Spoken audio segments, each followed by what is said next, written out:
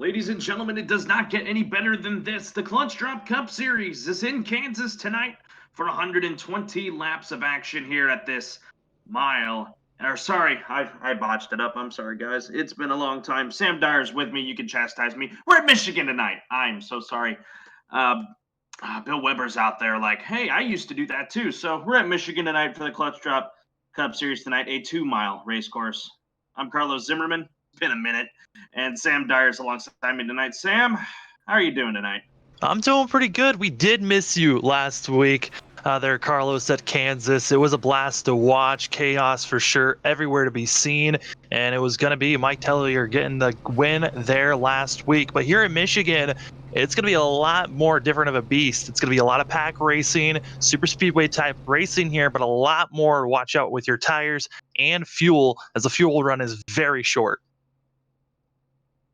Absolutely. The fuel run tonight's going to run 20 laps. So with a 120 lap race at Michigan, we're looking at mathematically a 6-stop race. Obviously not going to be the case. It'll more than likely be a 5-stop race for a lot of these guys. But we'll have to see how this plays out. Man, what a start to this race. Caleb Smith, he is your pole sitter after laying down an incredible time as the starting grid's going to roll at the bottom of your screen. Just what a run for him. Not what we were expecting, Sam, to see the 25 on pole for tonight in that Old Spice Ford. Yeah, the only driver to be running a 37.6. Everyone else is running either a 37.7 or slower than that, but that is an incredibly quick time. And it's impressive to see Caleb Smith with that speed. It's going to be good to see if we can carry that forward. But, you know, having quick speed during qualifying doesn't mean that you're going to have the fastest car during the race. I mean, this race is all about how do you conserve your tires and also just how can you conserve your fuel, as Michigan is just well known for being really a fuel strategy run race when it comes to the end. There is your starting lineup for tonight. Caleb Smith on the pole. Tom Bourne from Luminary Racing, he's to his outside here. Luminary has had a lot of great speed so far this season. Sam, it's 120 laps tonight. Who is really going to be seen as one of the dominating drivers tonight? Or is this a free-for-all race given how fast these guys were going and how close the times were that we saw in practice and in qualifying? It's going to be really a toss-up to see. I mean, we've got drivers that are trying to set up for the short run, drivers that are setting up for the long run. We know for sure, just talking to some of the Waffle guys, that we got word that their cars are very loose, more set up for the shorter runs. We'll see if they made any adjustments to help that out. And then also we heard that Luminary always trying to make sure they've got the best car for the longest run. It's going to be a test to see who really has the setup that's been built the best. Is it being an open setup league, you really don't know who's been practicing or set up for this race. Caleb Smith and company ready to get this ball going here tonight in Michigan. We're glad you're with us on the Flatout Racing Network. Great way to start the month of November right here on FRN. We're almost to the end of 2020. These guys, though, still trugging along in the season. This is race number 7 on the year for these guys. Caleb Smith and Tom Bourne ready to get us underway. Green flag is in the air. We are racing in Brooklyn, Michigan, and a great start for Caleb Smith. But Tom Bourne, Gonna hang with them right there at the start, as these guys are gonna fan 2, 3 wide out through this entire race. They keep it 2 wide as they roll through 1. And Shane Terrian going to be ducking it even lower than Caleb Smith and trying to get past this 25 machine. And it looks like the 38 of Shane Terrian able to make that move. Other drivers got to watch out for is during this run, it's going to be easy here in the first 3 to 4 laps to really hold on to that bottom line by the yellow lane. But a lot of drivers are going to be aiming for that middle groove. That's where you want to keep your car all race long, as Raul Meza gets a little bit out of shape in front of 3 wide action back in ninth place. Oh, he's around! Mike Tellier! Oh, gotta watch for that wall, fellas. They just missed it. A guy, Mike Tellier, last week who was in contention for the win, wrecked here on lap number 2. Yeah, and Raul Meza just got really wickedly loose on the entry of 3 and never truly was able to save it. Got bumped by the 20 machine of Spite. Spite and really had nowhere else to go but to come down onto the 3 machine. There were 3 wide racing, and like I said, nowhere to go. Oh my goodness, the 17 car, very safe to get out of that. There were other cars that spun out also after the incident that we're going to take a look. I believe that was the 39 of Tufts that also went spinning, trying to avoid other cars. There he is, the 39 of Caden Tufts. Let's take a look back and see what happened. You saw it live there on your screen, folks. So let's take an in-depth look at this. Like you said, Sam, Meza just got really badly loose going through 3 and 4. You're going to see here on the replay. There he goes. He gets loose there. Lucky not to come down into Hardison, but then he comes down and just trying to save it. He overcorrected.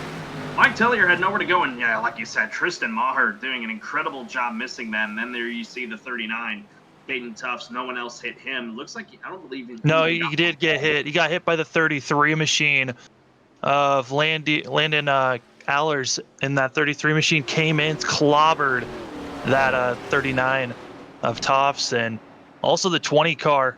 He does not have a front bumper. The 20 of Dylan Stipe. He's had a couple issues this season. Let's ride on board. We'll have a couple on boards here. These cars are in the pits, those that are trying to repair damage from Meza, Tellier, Tufts, David Duran, Matt Dyer, and Evan Coleman. But take a look at the onboard here with the 33 of Landon Allers to see his perspective of the incident that happened on the exit of turn number 4. You see him here back towards the back of the pack, and then you can see way up there Meza getting out of shape and trying to correct it. And then you'll see the action ensue, and he just had nowhere to go when Caden Tufts flew back up the racetrack. So that was the perspective from Allers. And now take a look at the guy who navigated this wreck really, really well in that Pennzoil machine, the 17 of Tristan Maher. Yeah, Maher really had nowhere to go but to throw it down low and hope for the best that he didn't get hooked, and luckily just enough space to get through in the 17 car. Also, update for the drivers that came in. Evan Coleman and Matt Dyer both came in, and it looked like they just went for fuel only, as well as David Durham. All 3 of those machines coming in for just fuel to try to last a little bit longer out there on track. That's why we're working our first caution of the night on lap 2, now heading into lap 4 of 120. Didn't take long, Sam, for something to happen, and now we were talking pre-race that a lot of the Waffle guys were experiencing a lot of trouble with their cars. They were really loose, and one of the Waffle guys was in that wreck, that being Raul Meza, and Caden Tufts. So that's something we're going to have to document as this race progresses. Yeah, a lot of Waffle guys involved in this one. Also Mike Tellier, he was involved in that, and so it's going to be hard work for all of these drivers to try to work their way out of this situation, because it's a tough situation to be placed in. You really have to stay good and moving forward, and interested to see if any of our drivers in the back can really rebound from this. Tellier in the 3, longest in pit road, was in there for about 1 minute and 11 seconds, and that's showing that he's got a lot of, and even you can see it visually, a lot of rear end damage with the spoiler poking up. That's going to be like a parachute going down the straightaway. It's going to be rough for Mike Tellier here, but I think at this point, got a lot of drivers got to focus on, stage points and, looking through Mike Tellier with his wins. He's already locked into the playoffs. At this point, he's just trying to get the most points possible going into the playoffs, and that means trying to win stage points and just trying to be up front at the end and get the most points possible. Pace car lights are out. We're going to go green single file restart here. Top 5, Shane Terrian, Caleb Smith, Tom Bourne, Bronson Stafford, and Spencer Hardison. Your top 5. Let's see if the single file restart is going to be able to have these guys calm down here, as we are still very early into the race here tonight in Michigan. Green flag back in the air. Terrian, really good jump on Caleb Smith. Could that be the thing he needs? This track, we spoke to our one of our colleagues at FRN, Matthew Rodriguez. He said that this track really runs like a super speedway, so the suck up is going to be really, really good tonight. As you see here, Smith getting into the drafting of Shane Terrian as they head down the back. Yeah, on that restart, it looked like our front four really took off. Spencer Hardison, though, did not get going. Garrett Powell ran into the rear end of that 14, and it might have caused a little bit of damage, as well as Travis Daly had to move out of the way momentarily. So it's giving those drivers a little bit of a scatter from our front drivers, but now everyone is trying to move up as quick as they can, as right now we're seeing Caleb Smith and just being swarmed by Luminary at the moment, but really have to keep our eyes out on the cars later in this run. Who will be the driver to try to pit just before the stage points? Is a driver dumps off it in. That's the 17 that got loose out of 2. Tristan Maher in the 17. He now keeps it back to the inside. That's going to bring a little bit of a separation between the top 7, as he's now going to get passed by the 27 of Bob Carroll. And he might start getting freight trained here. He's going to be split here between the 98 of Justin Munsell and the 5 of Jacob Grant. Contact! Maher's around, maybe. Are they going to save it? Grant into the infield. Trying to watch the Grant machine here, make sure he doesn't come back up in front of traffic, and he doesn't. So they both saved it. Green. That is incredible, the fact that they were able to stay straight through the infield grass, but Maher heavily damaged after that contact there with the 98, as well as Grant being a very innocent bystander in that chaos. Maher slow on the back straightaway. He's going to bring it down here, likely going to just have himself teleported to pit road. So a tough break for the 17, lot of rear end damage. Meanwhile, back at the front, Shane Terrian, Tom Bourne, and Bronson Stafford. A Luminary 1, 2, 3 right now, with Garrett Powell sitting there in 4th, right there with the 61, and Travis Daly. It's Caleb Smith. Since the restart, he restarted 2nd. He slipped all the way back to 6th. So far, he's our biggest dropper, biggest mover so far has been Bob Carroll, as he restarted outside the top 10. Yeah, Tristan Maher still lingering on the infield of on the apron on the backstretch. He just started getting that 17 car fired up. He never teleported. He's now going to be a lap down, and we'll see. I'm going to keep my eye out on him, as really the driver I've got my eye out that's coming. That's going to be Garrett Powell, our 2-time winner this season, trying to make it 3. Maher has just now teleported to pit lane and is getting damage repaired. Likely going to be the end of his night.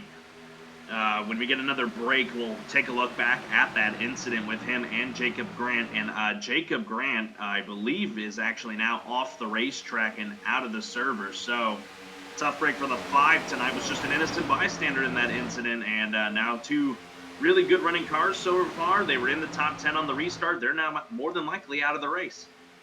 Yeah, more than likely that is going to be what's going to happen. The 5 officially is DNF'd. He has parked it for the day.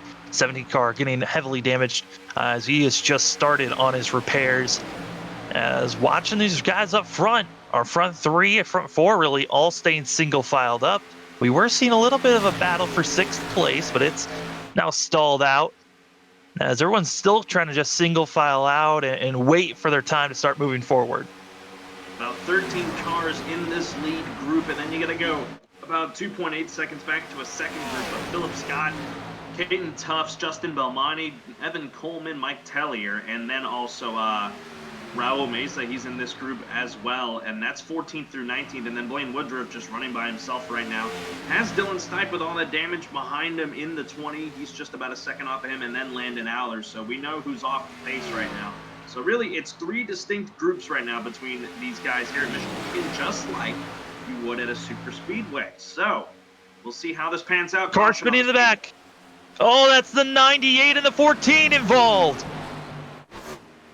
Justin Munsell, Spencer Hardison, 2 cars, big time damage to the Barstool Sports number 14. He's got no front end, absolutely none. And then there's the 98 of Justin Munsell out of Luminary. Oh my goodness. Munsell trying his best, but really was caught up by the 14 coming down. I think they were both looking for the same amount of real estate on the high side. As I'm trying to take a different point of view, I mean, this is just two drivers coming out of two and just colliding into one another. Munsell's right here on the back bumper of Hardison right now. Obviously not happy with the number 14. We have to take a look at a replay here as these guys are going to try and maybe settle their differences. But let's see what happened. The 14 and the 98 looks like just a two-car incident as they head down the back straightaway right here around the 2 of Matt Dyer. Let's see here, the 98 gets a really good run up to the 14, and then the 14 is going to come down into the 98. Yeah, I don't think that he knew that Munsell was there, was Spencer Hardison, as he was coming up to the cars in front of him. And I think he had a good momentum out of the corner and came down, and Munsell was there collecting both those drivers, and officially now having 4 cars with heavily damaged cars. We have 2 official DNFs now, with Jacob Grant leaving earlier. Tristan Maher just left, and we'll see if Spencer Hardison or Munsell, if their race days are officially done or not. That's why we're under our second caution of the night, lap 13 of 120, and everybody but Bronson Stafford and David Duran are in. Sam, what's the deal in the pits? We might be seeing some drivers now recognizing that they can make it to the end here to the stage with this pit stop. We might be seeing some drivers just going for fuel. We might see others going for 2 tires, keeping our eyes out who's going to be trying to go for 4 at the moment. But it's looking like everyone's coming in just for fuel to make it to the end. Yep, looking at the time, Shane Terrian won the race off. Garrett Powell second, Tom Bourne third, Travis Daly fourth, then Caleb Smith out in fifth. Brandon King, Matt Dyer, Evan Coleman, Bob Carroll, and Nathan Hall rounded out your top 10 off of the pits. Again, Bronson Stafford and David Duran stayed out, playing maybe a little bit of a strategy card here. As when we get back green, if I'm doing the math right, we'll go green at lap 15, and that'll be 6 to go in the stage. Yeah, our stage that we are going towards is going to be the end of lap 35. That is the marker that we're going for in this race, and then that'll be the end of stage 1. The end of stage 2 will be at the end of lap 70. So it's going to be basically a one-stop for both of these stages that these drivers are setting up for. And this came right around the window that these drivers were probably going to think about pitting under green if they were going to make it to the end, at least opening up that window. And with all the pace laps that we've had, it's given these drivers a chance to try to save fuel. And I think Bronson's feeling that in the 61 car leading this way of, if we've already had 2 quick cautions, there's a good solid chance we might have a third.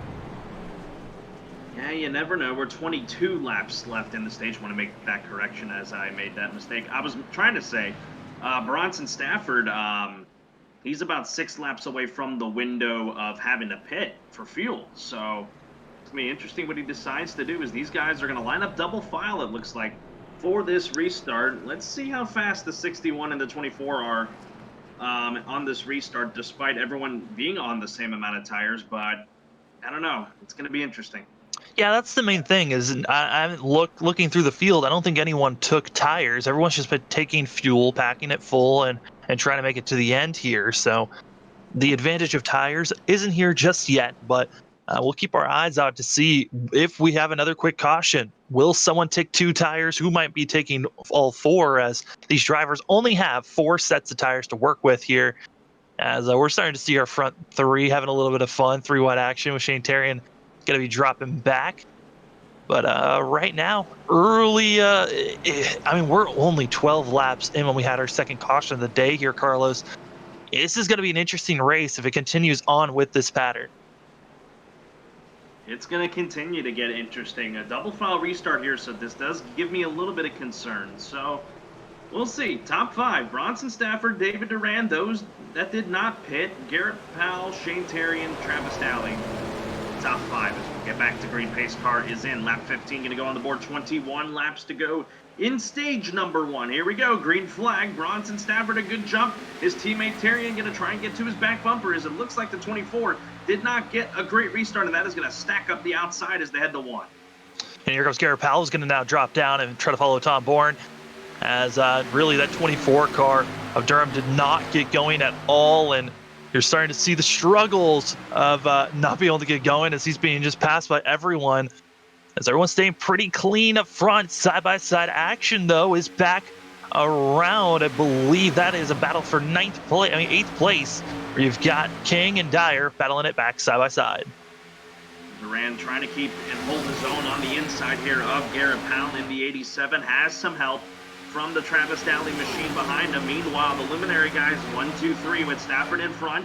Terry in second, Tom Bourne third. They are 2 by 2 behind them, though, with Dowley and Smith. With Dowley nearly making contact with Smith as they roll through 1 and 2. Travis Dowley was last week, won all the stages, didn't win the race, but that 15 car was strong last week at Kansas. Trying to get another good performance here and trying to get his 3rd stage victory of the season, trying to tie the most. And the most stage wins right now is by Garrett Powell, who has 3 stage winners so far this season. Now Garrett Powell sets his sights to break up the Luminary train at the front. Here he is to the inside of Tom Bourne as they go by the start-finish line. Lap 17 now on the board, 104 to go in the race, and just closing in on just inside now, 20 laps left in stage number 1. Got some great battling up front. Look who's coming up through now. Brandon King making some moves here with help from Travis Dowley, trying to crack his way into the top 5. Yeah, Brandon King trying to get his first win this season. Has a total of 2 stage victories, but does not have that victory lane moment just yet. As that 89 machine trying to make that inside line work. He's got Dowley and Dyer. That's a very quick trio on the inside. They're just not moving up fast enough. They need a little bit of help from a car just dropping down in front of them. But with the teammates 1, 2, 3, I don't see them trying to come down and help anybody else. King gets a really, really good run into that corner, trying to make it stick with Powell. Can't quite do it. Doesn't quite have enough speed, and that is going to cost him because now Dowley's going to swing to his outside.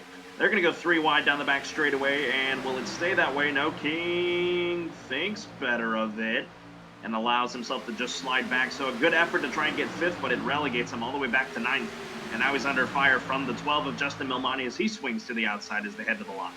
Yeah, Belmonte, last time we saw this 12 machine was back at Dover when he got his stage win there. So Belmonte going to be trying to look for a better day here. And right now, running in 10th place, could be finding himself up with a top 5 finish. But Garrett Powell gets pushed up. Did not hit the wall. Oh no, there goes Caleb Smith. He'll save it. Nope, he comes down into Dowley, and everyone saves it as they scatter around on the backstretch. What a great pair driving out of Garrett Powell, Travis Dowley, and Caleb Smith. They all keep it going, but Powell is going to be a big non-benefactor here as he slides all the way back to 8th. And now that breaks up the pack from what it once was a 10-car pack. It's now split in half as the front 5 are now pulling away. Yeah, front 5 pulling away, but man, are they still racing hard back here as there were 3 wide for a second there between Belmonte, Carroll, and Hall for a second there for this battle for 9th place. They've now tried to single file out the best that they can, but Bob Carroll going to be on the inside of Belmonte again, and we'll see if Nathan Hall wants to duck it in under this 12 machine as really Belmonte had to back up and check up so much to make sure he didn't run into Powell, who Powell has finally caught up to Travis Dowley, and now they're trying to make a move up and trying their best, but they got to get lined up and try to run down this front pack. I mean, they're still licking the lips of this front 5 on their draft, but it's close. Brandon King's going to try and get a sniff of it. Matt Dyer thought about diving to the inside of the 24, thinks better of it, swings back to the outside. He'll just stay in his draft. Looking at it, Brandon King is running down these guys just by himself, so the draft working well for him as he's got the gap inside 1 second now. Now can Garrett Powell and Travis Dowley and others start to do the same thing as they're going to try and regenerate here and make this a big pack again before the end of the stage. They hit the line, it'll be now 99 laps to go in the race, 14 in the stage. Yeah, I mean, the biggest thing right now for Garrett Powell is he's just on the edge of getting that draft of this lead pack. He's going to need the cars behind him to all line up, utilize the draft the best that they can so they can slowly start catching up. But the front 6, they're all in line. They're not side-by-side racing. They're just trying to utilize the draft as best as they can around here at Michigan.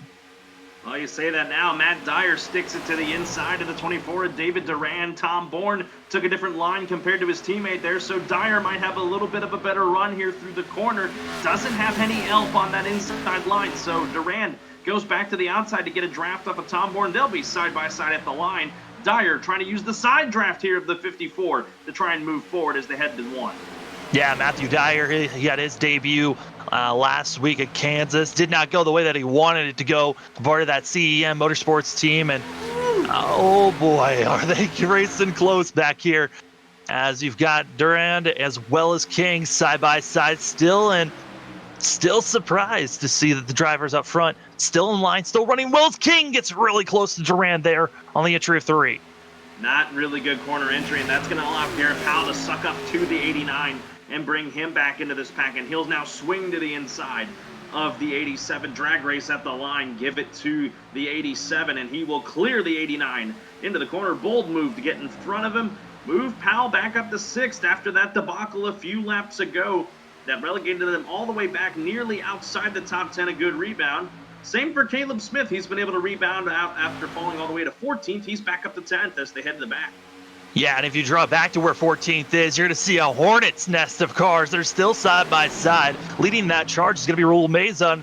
Raul Meza's been a little bit squirrely again, coming out of the corner as Carroll almost gets into Woodruff. Woodruff slid up a little bit there, but it's going to benefit the 77 as he's going to pass Carroll. It's going to allow also Evan Coleman to get around Carroll, move Carroll back to 16th. The battling continues. Nathan Hall peeks to the inside. That's going to allow Tufts to go to the outside here of Hall, but Hall trying to slam the door, and wow, what a block down the back. That's a risky block, but early in the race, you know, there's going to be a little bit more give than take.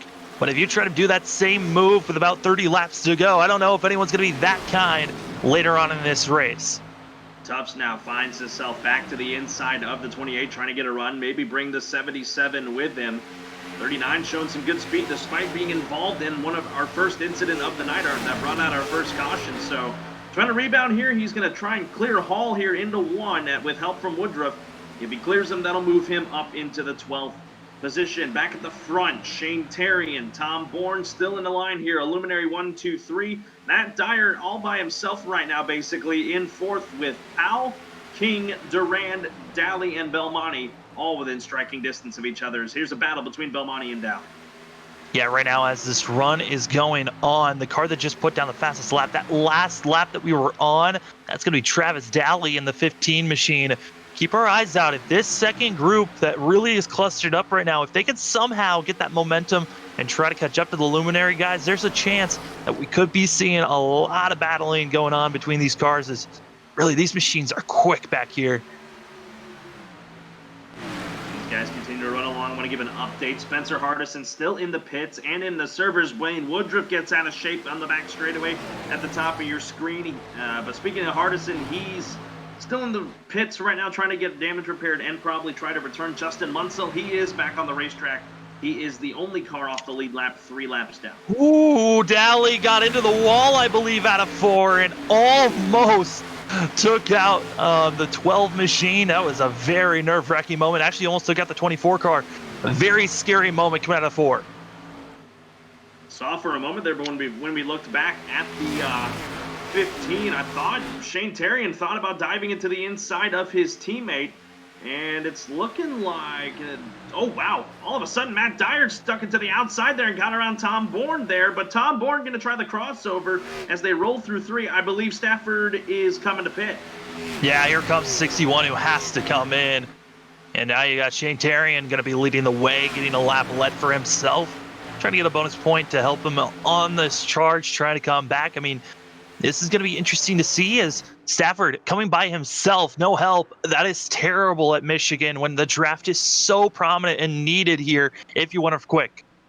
David Durand is the other car that did not pit under the last caution, so I'm surprised he hasn't come in yet. He's hanging on in there.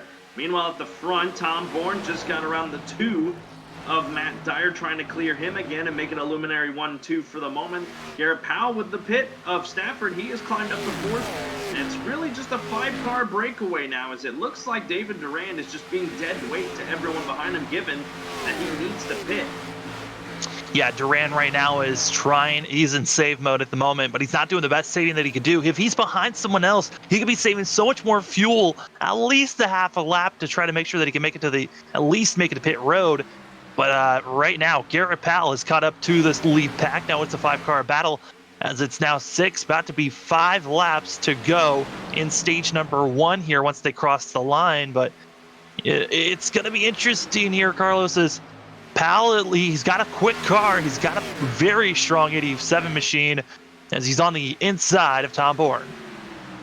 Got to pass the lap car of Landon Allers there, you see on the inside, as Powell remains side by side with the 54 as we're a quarter of the way through this one. 90 laps to go in the race, 5 to go in the stage. Matt Dyer's going to swing it to the outside because the 87 did not have a great turn 1 and 2. Watch for Dyer to maybe try and make a move here. Instead, he stays content to the back bumper, maybe some contact down the back into 3. Using a little bit of bump drafting on the back stretch. I mean, if you're going to be seeing these two cars up front battling and really working together, you've got to find a different partner to try to help yourself. And Garrett Powell and Matthew Dyer might be trying to help each other, as Matt Dyer going to be getting shoved out of position, really. I mean, he got a terrible launch out of 4, and he's losing a ton of momentum as King gets by. 4 laps to go in stage number 1. Shane Terrian well in control. Our winner from Dover trying to get his second win on the season, as Tom Bourne, he's going to stay in the slipstream of the 83 here. Stay head down the back. Will Bourne trying to move his teammate to get a stage win.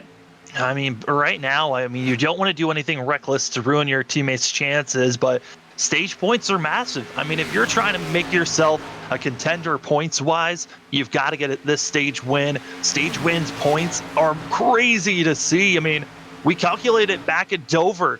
Shane Terrian won that race, but the car that had the most points out of that was actually Mike Tellier, who had the most, who had the best stage points and also had one of the better finishes. And points-wise, that 3 machine had the most points back at Dover.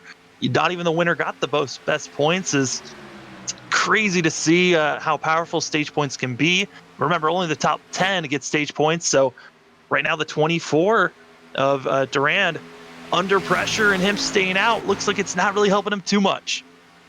2 laps to go in the stage now. Blaine Woodruff gets around the 24 of David Durand. Here comes Powell again, trying to get around the 54 as he knows that the time is running out for him to try and get around the 83. But don't look now, Brandon King going to start and try and make himself into this fight for the top spot.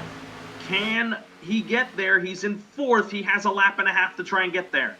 Are we going to be seeing King being able to make a move here? As Powell shoving it way past the 54, and this is the best move that they can make. Get Tom Bourne out of here so there's not a buffer anymore for the lead. Coming to the white flag at stage number 1, as it's going to be when they come to the end of the line here. They've got 1 lap to figure out who's going to be winning this stage. Here goes Garrett Powell in the 87 machine for the DSM. This car is coming. Here comes the 87, the 83, getting help from his teammate in the 54. Oh, Powell loose on corner exit. So that is going to cost Garrett Powell, and it's going to relegate him all the way back to 3rd. All of that work, and it's not going to pay off unless some miracle happens here through 3 and 4. But Shane Terrian catches a break, pinches the 87. The battle will be for 2nd as they exit turn number 4. Shane Terrian is going to take stage number 1. Garrett Powell trying to drag race Bourne to the line. Give him 3rd by just an inch. Bourne for 2nd, Garrett Powell 3rd. King is going to get 4th. Matt Dyer is going to get 2nd. I mean, he's going to get 5th in that 2 machine. Belmonte in 6th. Daly 7th. Smith in 8th, and 9th place is going to go to Woodruff. And Tough in 39 car, even though he was involved in that first accident, able to get top 10 and get some stage points. Great rebound for those guys that were riding towards the back, but Shane Terrian does an incredible job to just hold him off. Hold off the man being Garrett Powell as you see him here head to the line, and they now will receive the caution flag for the 3rd time tonight. This one for a stage break. Well, with this stage break, that really helps Bronson Stafford. Last car on the lead lap, back in 18th place. The 24 car of Durand was not able to make it to the end. He had to come into the pits. He's going to be the first car 1 lap down, so should be given the lucky dog position. And, both those cars, the machines that stayed out on that last caution, did not pit for fuel. And looks like that could have been what hurt them the most. as now Bronson is not going to be up front where he was most of the stage one. He's going to have to figure out how to work his way throughout this field where you've got cars that are damaged, cars that really are still trying to figure out if they're loose or tight right now. As I think this is going to be a very important pit stop here for these drivers that feel like they're getting a lot looser on the end run of their setups here to try to make some slight adjustments to help themselves. Here they all come into pit lane. Shane Terrian going to lead them down. Going to be interesting here. Critical pit stop. These guys have got to get into their stalls decently. If they have to back up or move forward or anything, it is going to cost them precious seconds in pit lane, as here they are. Looks like a couple cars are going to stay out here. Only one, actually. Dylan Stipe, with his damage, he's going to stay out. But let's watch this pit stop here for Shane Terrian and Tom Bourne. Caleb Smith, the pole sitter, pulls into his stall. Looks like he's out okay. Evan Coleman, I think, missed his stall, so he's not going to come out first.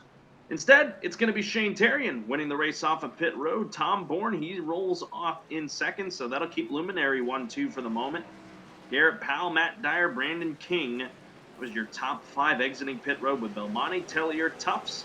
Good pit stop for Bronson Stafford's going to help him out a bit. He should restart. He'll more than likely restart in the 10th position when we get back to green. Whew, we can take a breath for a minute here, Sam. 38 laps into this race, almost a third of the way done. What have you been able to gather? Just the way these guys have been driving the draft and just the strategies being played. I mean, it's tough for these drivers right now. It's tough to make a lot of passes, especially for the cars that are already damaged. They've really got to figure out how to keep their get their damage repaired the best that they can. But right now, I'm interested to see what this 3-car Mike Tellier is going to do. Came in quick, got only 2 tires on that pit stop, while the rest of the field went for 4. It looked like.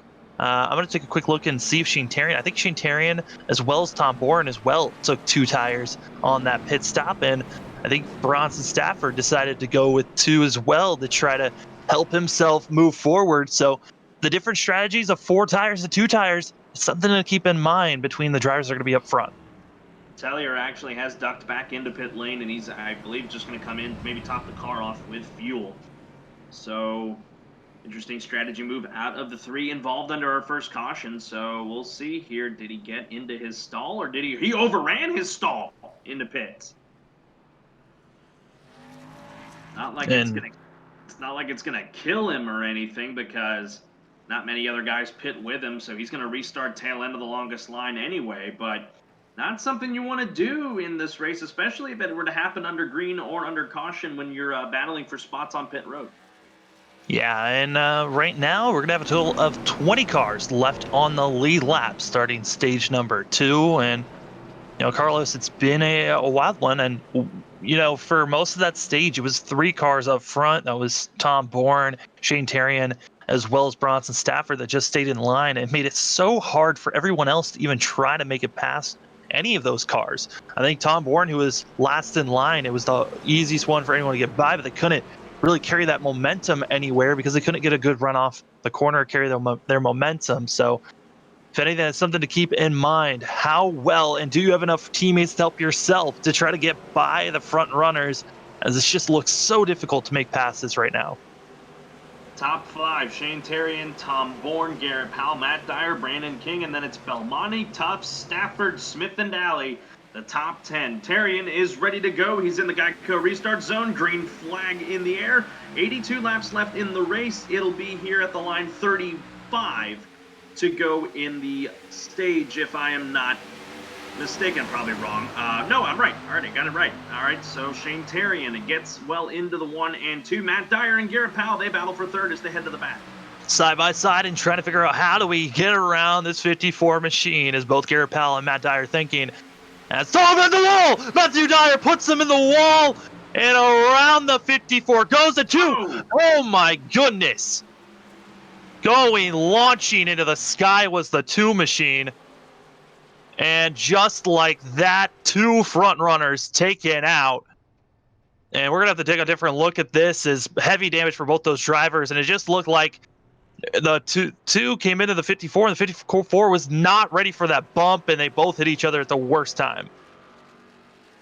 My goodness, high drama inside the top 5. 2 of our contenders tonight now, no doubt, have a lot of damage to their machines. We'll drop back and take a look. What happened to the 54 of Tom Bourne and the 2 of Matt Dyer as they were heading down the back straightaway? It's just they weren't lined up properly coming down the back stretch. It looked like Tom Bourne was shuffling back and forth so much that when Matt Dyer came up in the 2 machine, he hit the quarter panel and away they both went. Ooh, look at that ride for the 2 of Matt Dyer. And have a lot of front end grill damage, no doubt, with where he hit the transition from concrete to grass. Yeah, I mean that is probably one of the most aggressive transitions that you can hit. I mean, he almost went straight vertical on that one, but luckily still running. But there's going to be a lot of damage for both those cars. They need to get repaired, and this might have cost both of them a chance here for a win. But you really never know how things are going to go here. Shane Terrian actually going to be giving up the lead and coming into the pits, as well as a lot of cars in the back half. And Terrian brings it into the pits here as you bring it back. Maybe go for a 4-tire stop here. Now that you had that quick caution happen, you see him here into the pits, gonna see what he decides to do. Oh no, looks like he is just Fuel and go. Top the car off, full of fuel, and get it back out there. So Shane Terrian surrenders the lead. Just come in and top the car of fuel, and that's going to hand the lead over. One of the other dominant cars tonight so far, just by raw power alone, Garrett Powell. And looking here, I believe Tom Bourne does have his tires clicked, so I think he's going to be going for 4 tires here for that 54, and he does. So back-to-back cautions, one for the stage break, one for this one, gives us on lap 42. We're a third of the way done. 28 to go in the stage, so still a lot of time for it to happen. If you do the math, it's really close on fuel, Sam, if these guys can make it all the way to the end. But if you keep getting these caution laps, you might be okay. Well, that's what we thought last time, right? But Bronson Stafford was that key control car for our first stage, where he stayed out there for the first 2-3 cautions that we had, and then he still couldn't make it to the end. He had to pull in with about 8 laps to go in the rest of the stage. So even if you have a lot of these early cautions, you're going to have to come in at some point to top your car off and make sure you're good to the end. Gonna try this here. Didn't really work at Dover all that much. Spencer Hardison is officially out of the race and off the racetrack. Let's see if we can get a word with the 14. It's almost like they were trying. Sorry to cut you off, man. This is Carlos and Sam in the FRN booth. You got a copy? Yeah. Tough break for you. With that incident with Justin Munsell, I believe you're out of the race now. Just give me your thoughts on your perspective, how that wreck went down. I mean, I got a little loose coming off the corner, looking at the replay. The back end came out just very slightly, like to the point where if I was by myself, it would have been no problem. Excuse me. And then he just kind of hit my left rear, and so we went for a tumble. But I mean, I think that's just a racing incident. Like I said, I just got a little loose, and so it's probably my fault, but it is what it is. Yeah, Spencer, it was an incident of just bad luck and bad timing right there. I know today's race might be over for you. We're going to Road America next week. How are you feeling about that one? Not good. I am not good on road courses. So to be out this early in this one, which I think I might be able to get back out and turn some laps, but not going to be, obviously, I'm going to be a lot of laps down and all. But yeah, definitely going to have to work on Road America a lot. I've never driven a stock car there. So it's going to be a struggle, most likely, but we're just going to do the best we can. All right, that was the driver, the number 14, Spencer Hardison. Best of luck to you if you're able to get back out there, and we'll see you at Road America. Appreciate it, guys. And pace car is off, and away Garrett Powell goes as he hits Geico restart. 87 machine leading the way, which is so odd as we've just been seeing Luminary up front. Now Garrett Powell leading the way, and a new leader. We'll see how this one's going to go around here, Carlos, as everyone else single file restart this time around. They're starting to fan out back around 8th place. And you see him there in the back of your screen fanning out about 6-car break away from those guys. Oh, Dory spinning! There goes Raul Meza spinning around and does a pirouette. And that 37 car already going to be teleporting to pit road, it looks like. See a couple cars back there. Looked like he was, I don't know who he came off the nose of, or he just spun around on the exit, and that's going to bring out caution number 5 and not even had a lap turned. He got a little bit of help there by the 3 of Mike Tellier there, and it looked like Mesa went off onto the apron, came back onto the racing surface, went back onto the apron. When he came back onto the racing surface for the second time, the 3 car had nowhere to go but just run over the 37, and that's tough for both drivers that have been just having a rough time so far. And Raul Mesa 37, just it doesn't look like this is going the way he wanted, nor for Mike Tellier. He just spun around and then boom, right into the pits. So a tough break for the 37. Second wreck he's been involved in tonight, and it's a costly one for him, as I believe he's still teleporting at the moment, and he'll try to get any sort of damage repaired or whatnot. So that's why it looks like he has officially been removed by iRacing due to network issues. So 37 car, he can still load back in, but for now, he is out of the race. Again, a tough break for him. Like I said, second time he's been involved in an incident tonight. So see if he's able to reload into the server and get back out there, log some laps here. A tough break for a guy who's he's had great cars week in and week out, but even he was running top 10 as well. As we got some guys in the pits, led by Bronson Stafford. Yeah, this is going to be the group of cars once again, feeling like they need to top it off and see if this can help them make it to the end. Now, the end of stage 2 is going to be at the end of lap 70 for these drivers. So, been out there for a bit. We have another quick caution after these drivers coming in the pits. They could make it to the end possibly here. Could potentially do that. They're pitting on lap 46, so that's 24 laps to the end of the stage. That is definitely doable.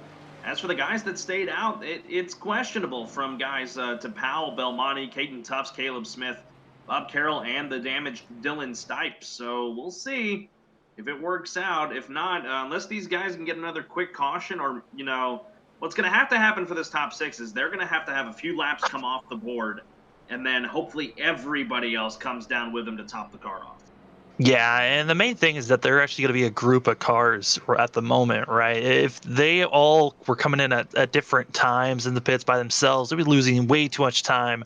But coming in as a group, they should be able to stay on the lead lap. But that's barring we go green to the end of the second stage, as we do have a couple of cars deciding to go for 4 tires here, as Travis Daly, who was notorious last week at Kansas to pit before the end of the stage and make a huge run to the front, he's taking 4 tires, as well as I believe Shane Tarian taking 4 tires on this pit stop. As the pace car lights go out, we'll go back green at lap 47 of 120. Just about 12 laps away from the halfway point, so it's going to be getting close to the nitty-gritty of this race. Been a lot of good action. Couple wrecks here and there. We're glad you're with us, though, on FRN. I'm Carlos Zimmerman. Alongside me tonight, Samuel Dyer. It's been a lot of fun to bring this series to you guys. The Clutch Drop Cup Series, one of the series in the Clutch Drop Racing Series. Guys putting on some good stuff tonight. See if they're able to calm it down. Now, this track, not really slick as you would think. As you look at the track info here, outside degree temp in Michigan, 80 degrees. The track temp's only at 88 right now because the sun is behind the clouds. So there should be a little more grip out there, but then again, there may not be even that much grip to begin with anyway. Wind not really playing a factor as much either. Yeah, I mean, right now, track temp is so important for these drivers. It's based on how much you're going to be losing or gaining on tire wear. And when we had qualifying, the track temp was at 98 degrees, with it being 88 degrees here during the race. These drivers aren't dealing with as abrasive tire wear for the track, that is. But Michigan is notorious for being fast and pretty brutal on tires on the longer run. So we'll see who is able to save their tires and who's not. As the pace lights are off, Garrett Powell getting ready to go green. His car makes the hard left-hand turn. He'll head back into the pits, hoping to not have to come out again for this tilt-the-stage caution. As we are now done working caution number 5, Powell is on the gas again. Green flag back in the air. Front few able to break away. Dylan Stipe with that damage. I don't know how much longer he's going to hold up there, along with the 33 of Landon Allers. Let's see how these guys that just pitted while it was just for fuel, let's see how they navigate the two slower machines. As here goes Brandon King starting to do work on them as they roll to the backstretch. Yeah, right now we're starting to see drivers up front that are side by side, but Allers in that 33 machine, heavy front end damage from our first caution, but went a couple of laps down, able to get those laps back. Now on the lead lap, running ninth at the moment. We'll see how well he can do. A Stipe stuck on the high side, no front bumper, low on power, and drifting back quickly. As we're going to keep our eyes out and see who's going to be going back. It's 3 wide action. The 54 is coming. Here comes the 24 with a lot of speed on the front stretch as well. Holy moly. Gotta be careful. Evan Coleman trying to follow suit there to the inside of the 77, as the 77 is going to be the non-benefactor there. He's going to slide all the way back to 12th, but what power moves out of the 54 of Tom Bourne and the 24 of David Duran to move their way back inside the top 10. 54 involved in an earlier wreck. So that's a good rebound for him. Matt Dyer, the guy that was involved with him, still lagging back right now, back in 16, and a little bit off the pace as he's trying to catch back up to these guys with the help of the 28. Meanwhile, at the front, it is a 6-car breakaway. Garrett Powell, Caleb Smith has worked his way to second. Bob Carroll to third. He might be going for second here as he got a really good run through that corner. Here he comes to the inside. They may go 3 wide for the lead, heading to 3. And they are 3 wide down the backstretch for a quick second. As here comes Carroll, but Caleb Smith to the point for that 25 machine. And Garrett Powell's just going to drop back into third place. Watch out for Brandon Knight. That 89 machine is looking quick once he's in the draft, and here he comes on the inside. Caleb Smith, the pole sitter of this race, trying to get a look at Brandon King, trying to thread the needle between the 27 and the 87. They go 3 wide on the front stretch as it's 20 laps to go in the stage. We're not even close to the end of it, and Brandon King feels a sense of urgency as he's got a lot of speed as he's now getting around the Bob Carroll machine. Around the outside, now he'll set his sights on the pole sitter of Caleb Smith. Justin Durham in that 12 car, also another car to watch out back in 5th place of this group, but side-by-side action for the lead. Here comes King on the inside of Smith. King making that pass with ease. Belmonte to the inside of Garrett Powell trying to make a pass. Caden Tufts, he looks on. Now Bob Carroll going to try and set his sights on the 25 of Caleb Smith, but move the 89 to the point. But is he done yet? No, Caleb Smith still trying to fight there on the outside, but the door is shut as the 89 slams it, and now the 27 will bounce back. The more and more that we start to see our leaders shuffling and figuring out who's going to be the leader and who's not, the more it's allowing that second group led by Shane Tarian as they are coming quick. They were about 3 seconds back at one point. They are now within a second of our front pack. Shane Tarian, David Duran, Tom Bourne in this group. Then a third group of Bronson Stafford, Evan Coleman, Blaine Woodruff, and Travis Daly. And Matt Dyer trying to get a sniff of that draft as well with Nathan Hall. They're trying to close in as well and make this a big super group for the last few bits of this lap. Meanwhile, at the front, Caleb Smith back to the inside of the 89 of Brandon King. Bob Carroll looking on. 89 has been done really well on the outside today. Who does Carroll go with? He goes with the 89 to the outside. Yeah, it looked like Carroll, though, got a little bit out of shape out of 2 and had to pick really quick on who he was going to follow. But here comes Garrett Powell in the 87. He got a huge momentum out of 2. But, man, it's looking quick up here. Caleb Smith did not have a good run through 3 and 4. That's going to allow Carroll and Powell to maybe freight train on the outside. Look at Shane Tarian make a bold move to the inside of Caden Tufts down the front straightaway. Big slingshot out of the 83 for Luminary Racing. He's now going to crack his way back into the top 5. What a rebound for him after the pits. I mean, that's exactly what we just saw David Durham do back about 3-4 laps ago for that 24 car. He did the same exact move, and Shane Tarian now up to 5th place. He was leading that second pack. That second pack is there now. They are licking the lips of me right there. They're so close. I mean, their chops are wet trying to get up to this front pack. Tarian now, as they single file it out, 8-car pack now here at the front. Tom Bourne, he's trying to get a sniff of this group as well. He's going to make it a 9-car pack here shortly. Meanwhile, for Blaine Woodruff and Evan Coleman, not much help with them as they're going to continue to slide back. Not as much speed out of that group as there's some shuffling here at the front. Shane Tarian just got around the 87 And now he's going to try and get around the pole sitter of Smith, and then Bob Carroll would be next. Tarian coming in a hurry. Bob thinking about going to the inside of King. He's not going to get a good line of entry here. That's going to allow the 83 to make a move onto the front stretch, and here he comes. They were slightly 3 wide for a second there, as here comes the momentum on the I side. 3 wide for second place as Carroll just bobbing back and forth. He's got to be careful not to turn into a pinball there as they're making contact. G. Terry bump to the inside. I don't know if Tarian knew Carroll was there, and the 27's going to just hang on to the spot for the time being with Smith on the extreme outside, and now Smith going to try and get back around the 83 as the 83 has to try and regroup here. No help on the back straightaway here. He's going to try and slide up in front of Garrett Powell, but will Powell try a crossover? No, he'll stay to the back side of him for the time being. At the line, it'll be 14 laps to go in the stage. Yeah, and Brandon King is loving this action. The more that they're bobbing and weaving behind him, using up their tires, the more that this 89 car can just stay where he's at. He's not saving fuel, which is a slight issue, but due to the fact that he took fuel on the last pit stop, he should be okay to make it to the end, but also got to make sure you don't blink as much as he has been. Caleb Smith now back to the inside of Bob Carroll, trying to move back up there and move the 89 out of the way. Brandon King, he's led the most stages and won the most stages in this season so far. He's looking to add number 4 to the list and try to hold off everybody else from doing it. Shane Tarian now gets a good run down the front straightaway. They're going to be 3 wide again for second, but Tarian should have a better chance as he nearly takes the nose off of the 25. And Garrett Powell followed the 83 and continues to follow suit again as they almost make contact on the entry of turn 2. But oh my goodness, they're able to fan out into single file action. But here comes the 24, David Durham.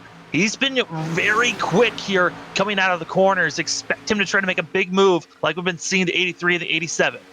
Caden Tufts, he's up here as well. Justin Belmonte right now trying to work on the 27 of Bob Carroll as the guy that was just in second a moment ago is trying to, he's going to just start falling backwards, is the 27. A good effort to be running up there, but not going to pan out well for him. The 89 and the 83 are now 1-2. Garrett Powell, he is third. It's a hornet's nest back there, though, around 7th, as David Duran's trying to find a way to get around the now slower 27 of Bob Carroll. Yeah, Bob Carroll kind of getting shoved out of the way and continues to be running on that high side as Duran going to be, contact with the 24. It's a 27 as the 24 of Duran going to be staying on the inside. He's going to try to get back onto the track, but he's going to be losing all that time. Now all on his lonesome back in 9th. That is going to cost him dearly. What's going to have to work for him, he's going to try and maybe pick up that second group of cars led by Blaine Woodruff. We'll see what he decides to do.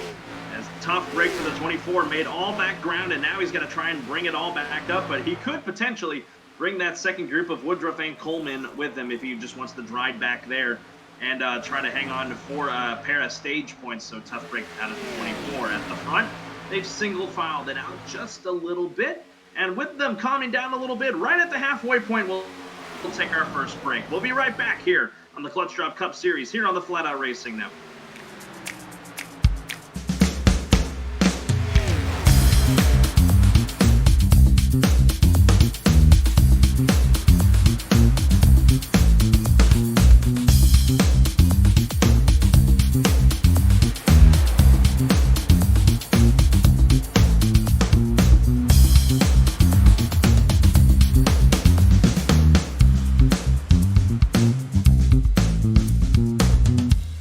Since the VFW was founded, their mission was really to look out for the veterans community, to make sure that our nation upholds its promise to really care for the service member, the veteran, and his or her family. There are several ways that the VFW fights for veterans today. The top services include disability claims assistance, advocacy on Capitol Hill and with the Department of Veterans Affairs. We also offer scholarship opportunities, and then also volunteerism.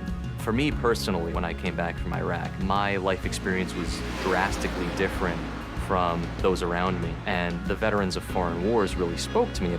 The reason I would encourage veterans who have served overseas today to join the VFW is because this is your organization. The VFW is for veterans. Every generation, a new generation of leaders steps up in the veterans of foreign wars and fights for the veterans community. The Veterans of Foreign Wars. No one does more for veterans. For more information on the VFW, go to ahctv.com/sacrifice.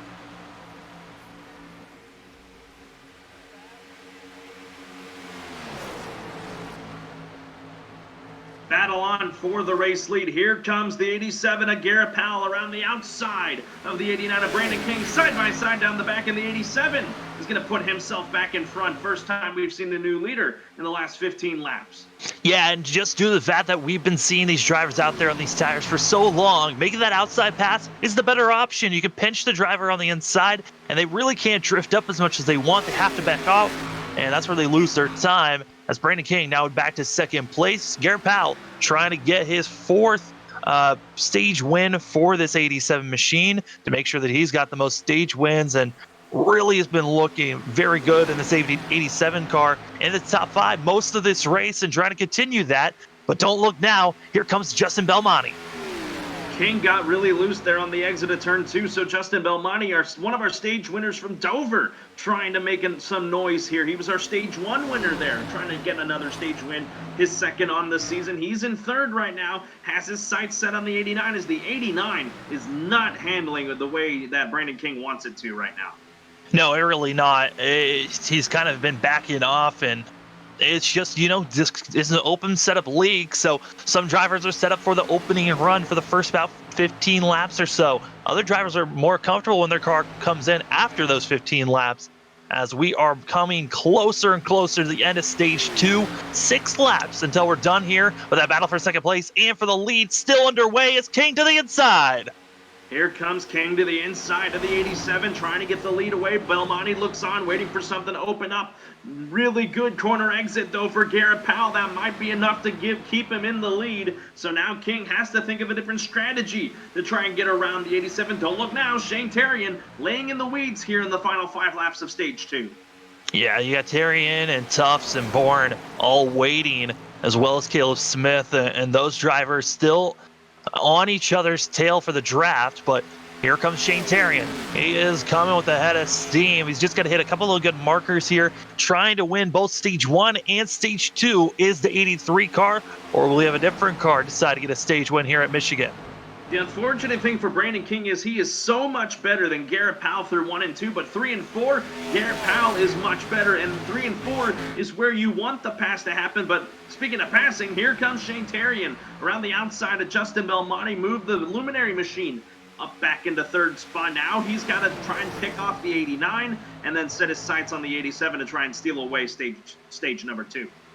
Yeah, right now Brandon King going to be trying to do his best to hold off that hard-charging 83 machine, and the 80 cars back 1, 2, 3 again, as they've been running quite well up front. But, the question is, does King have enough speed here, or is it all, has it just gone away? I mean, it looks like his tires are gone. He really doesn't have anything left here, as now we're coming to 3 laps to go in this stage. Terrian needs to clear him here through 1 and 2 if he wants a shot at the 87. If I'm King here, I may just let him go. I lose a stage point, but I think he can hold off the 12 of Belmonte. The 83 going to try and clear him off the corner, and he does. King track crossover move, no. He'll stay compact to run behind the 83 to try and run down the 87. They're going to bump draft just a little bit here on the back stretch, which is going to help both drivers on this entry here as they carry as much speed as possible. Garrett Powell, though, with 3/10 leading himself, with how powerful the draft is, he's kind of a sitting duck at the moment with how much of a gap there is right now. Battle was on for third for a moment. King holds off Belmonte for the time being. It is 4 cars in the fight to try and win stage number 2. 2 laps to go. Terrian trying to close the gap. He's got it to 2.5 tenths. He's going to need to close it in a lot more on this lap if he wants a shot at the 87 for the stage win. Drivers that drop back as their tires died so quick. Bob Carroll, who was battling for second place, he's all the way back in 12th place now with how much his tires have dropped off. Here comes the Terrian machine. He has brought it near to the back bumper of the 87. Here we go, white flag in stage number 2. What does the 83 have for Garrett Powell? Does that open a door for someone else? Here they go. Here he is at the back bumper of the 87. It's on as the 83 is going to try and get him here on the back. We're just waiting for that move off of 4. I've seen it a couple of times here by Shane Terrian to just wait and set up the momentum out of 4. We've seen it both by Durham as well as Shane Terrian earlier in this race. Here he comes. Coming to the inside. Here comes the 83. Does he have the run? I don't know if he's going to have enough because Powell is so good on 3 and 4. Exit a little loose. They're going to be side by side coming to the line. Who's going to get stage number 2? It's Garrett Powell. Garrett Powell going to be getting his 4th stage win of the season and his 1st stage win here at Michigan. I mean, both these drivers of Garrett Powell and Shane Tarian looking like basically the class act of the race so far. An incredible run there to the finish of stage 2. Shane Tarian gave it a shot through 3 and 4 and then tried again on the front stretch, just couldn't do it. And just give a call to the 87 of Garrett Powell to get that. We'll talk to him in just a moment. Brandon King gets 3rd in the stage, Justin Belmonte 4th, David Duran 5th, Tom Bourne 6th, Blaine Woodruff 7th, Evan Coleman 8th, Bronson Stafford 9th, and Caleb Smith fell all the way back to 10th after being 5th there towards the end of the stage, but he hangs on for 1 stage point. It looks like some drivers actually ran out of fuel. The 39 of Tufts has ran out. Belmonte as well. I just saw him duck into a closed pit road, so he'll start tail end of the longest line. He was out of gas on the back straightaway. And so with that, let's bring in the driver of the 87 of Garrett Powell, our stage 2 winner. I'm going to try and find him here, and we'll bring him in.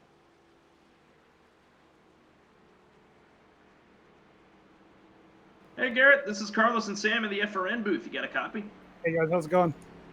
Man, what a drive for you in that 2nd stage. Just took the lead away from King as his stuff was starting to fall off, and then holding off a very quick Shane Tarian there right at the end. I don't know if your stomach's in your throat right now with how that stage panned out, but a good win. You're 4th on the year, now leading all drivers in this series. In these final 50 laps, what's going to be the mindset? I know it's to win, but there's more to it than that at a track like this. Yeah, we're just going to keep working on it and just trying to stay good. Just trying to stay up front and not lose time, not burn up the tires, and it should be a pretty good battle between me and Shane at the end, as I literally am running out of gas on pit road. I mean, that has been the struggle for everyone here. I'm imagining you're probably going to be able to make it, and you do. A great run for you, Garrett. As we're seeing these drivers and the rest of this race go on, you're gonna have to at least make at least 1, maybe 2 more pit stops on the end of this race. How are you feeling passing people wise? Because it's looking like it's pretty difficult just to make any type of passes. Yeah, once the tires start to go, it definitely does get pretty tough. I'm still kind of shook a little bit because I started running out of gas there when we passed the line, and just kept the car off as long as I could till I was literally sputtering on pit road. So I'm still a little bit shook from that, but yeah, it does get pretty difficult to pass once kind of tires start wearing out and as the run goes on. But I mean, if you can save your tires better than the guys around you, and you can get to the outside of them, you can definitely get around them. And I think just that last couple laps there between me and Shane is probably going to be hopefully how the race ends. We're going to end with a bunch of cautions. So hopefully we can stay green the rest of the way and get a good green flag pit stop in and really make things interesting. Real quick before I let you go, you're going to restart, looks like 3rd on this one. How are you going to attack this restart?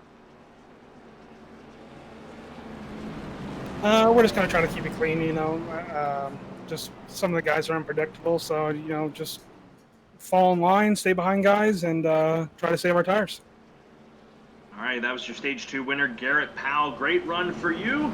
See if you can turn it into a victory. You're in Waffle, correct, sir? Thanks, guys.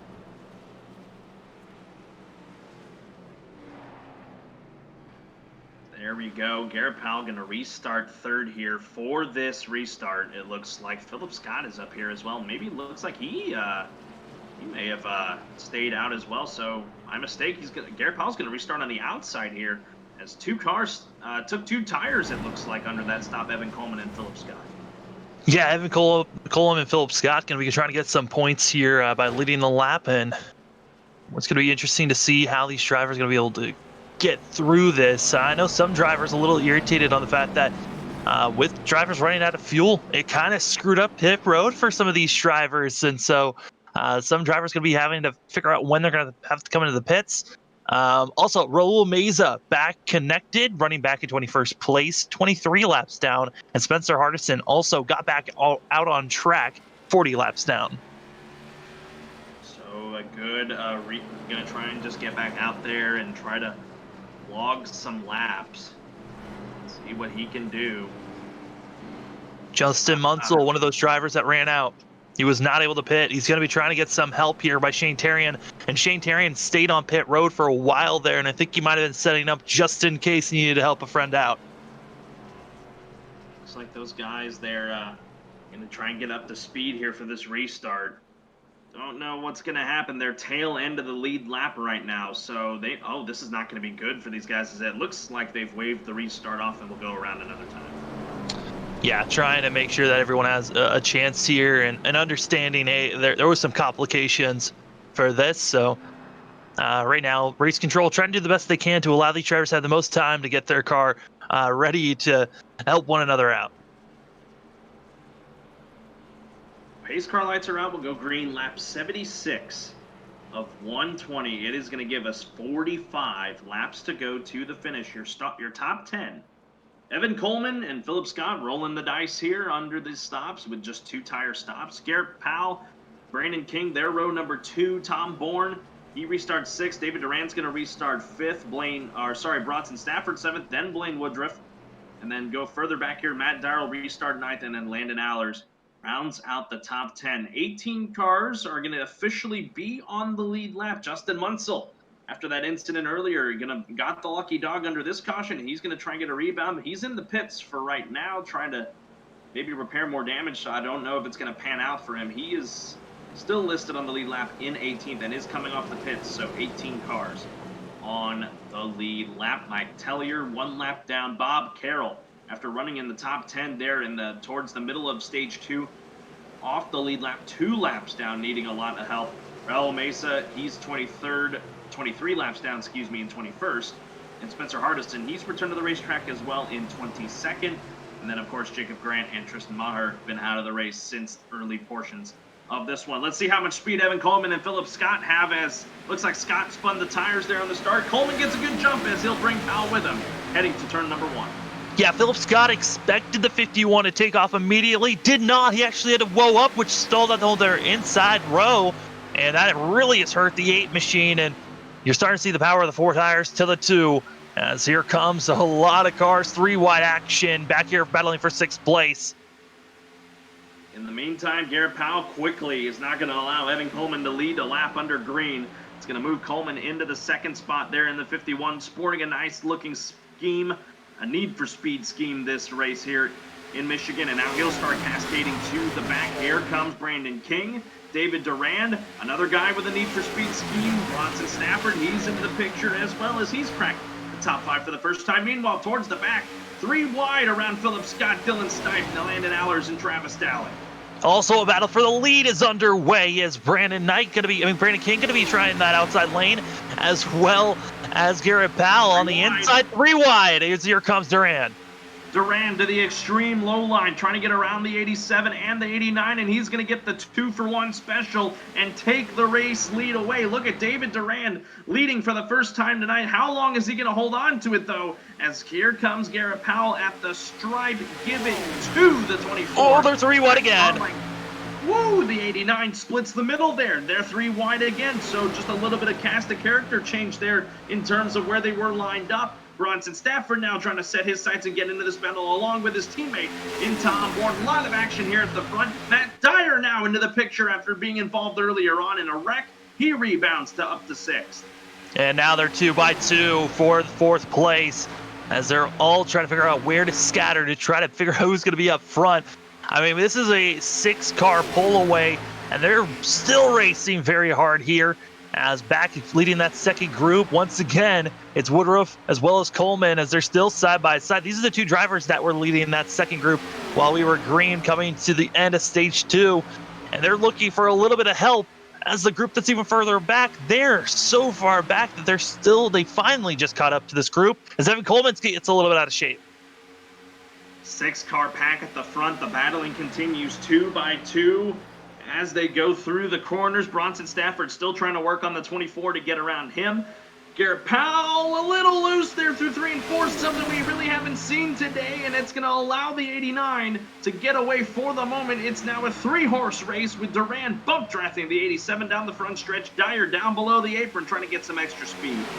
Yeah, trying to find anything that he can at this moment is Dyer, who's kind of just sitting and waiting as Powell makes a little bit of contact with Stafford, shifting up and did not get into the wall, but that was a very nerve-wracking moment.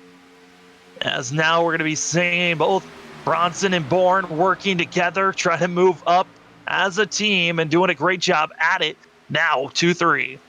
Remember, these two, it wasn't Bronson Stafford, but Tom Bourne, Shane Terrian, and Robert Henry went 1, 2, 3 for Luminary in their debut race at Dover, and these guys showing that it was not a fluke. These guys still have great speed, and it doesn't matter who's behind the wheel. Bronson Stafford in second, Bourne third, and Terrian trying to lead that second group up there. He's back in 7th right now with a group of characters around him, as well as the sights are set now on Brandon King as they have single filed it out. 40 laps to go here tonight. Yeah, I want a slight correction on that. That was Robert Kenny that was also running with these guys. But they are still running hard and waiting to figure out how they're going to get by King here as, Brandon King running very well so far here today. I mean, he's been showing so much speed.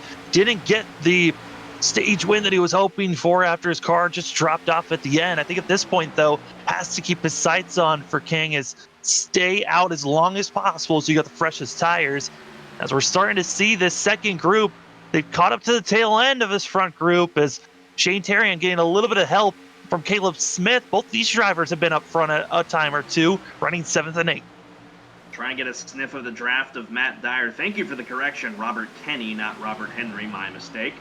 As he is not in this race tonight, but it's still a four-car field if you include Justin Munsell, who's on the lead lap but off the pace in the 18th spot. So we'll see if his teammates can try to make some noise here at the front, and indeed they are, because Stafford is still trying to reel in the 89 here with help from his buddy and Tom Bourne. Yeah, I mean, this is a moment where they could be trying to make a pass as you're starting to see Stafford trying to poke his nose to get the 89 a little bit out of shape, try to make that outside line work. I mean, they could try to make a pass here, or they can just stay and wait and try to keep their fuel window as large as possible by utilizing the draft. I think the question is, do you want to lead this thing and know that you're comfortable, or do you want to try to save your fuel? Remember, this track is a lot like a super speedway, and with those super speedways, the Stafford's going to try the outside again. If you're up at the front, you are using the most fuel because you're getting the push from behind, and that's not really going to help you. So King has got to be thinking, oh boy, am I going to have to time this right in terms of fuel, or am I going to let these guys go to try and save? As he blinks for a moment, Stafford was lucky not to warp into him of any sort, and they keep it clean for the moment. They hit the line, lap 85, about to go on the board.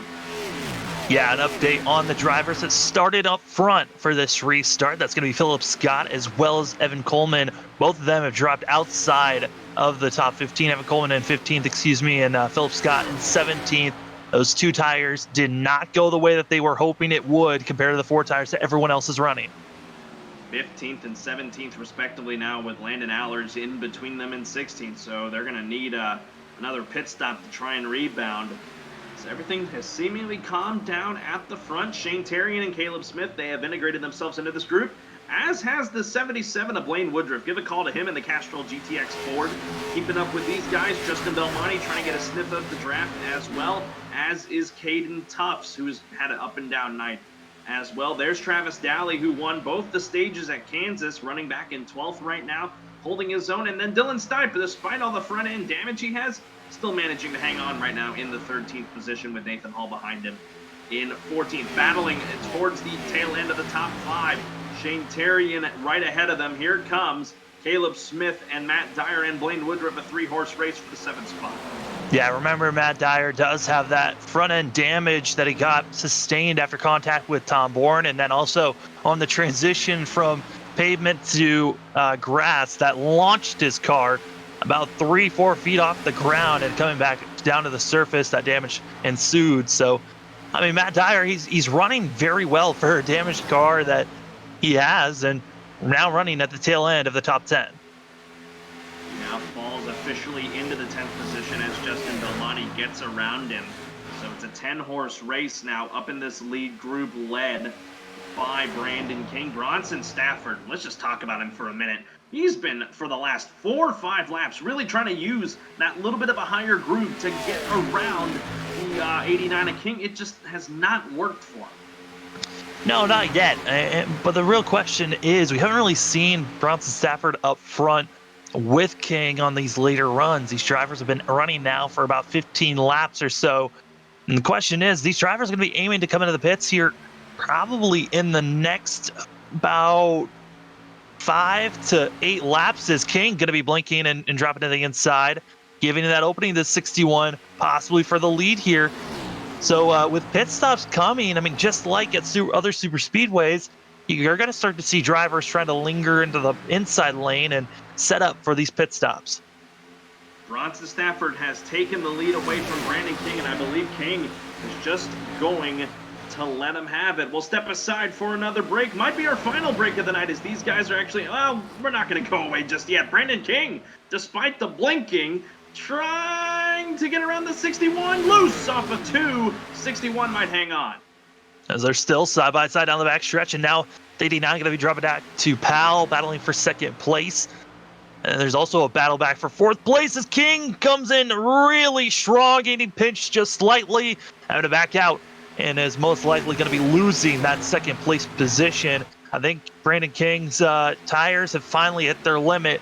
And this is exactly like we saw in that last long green flag run for the 89 machine. He just, after about 15 laps, that's when his tires just start to fade away, but he's trying to fight back.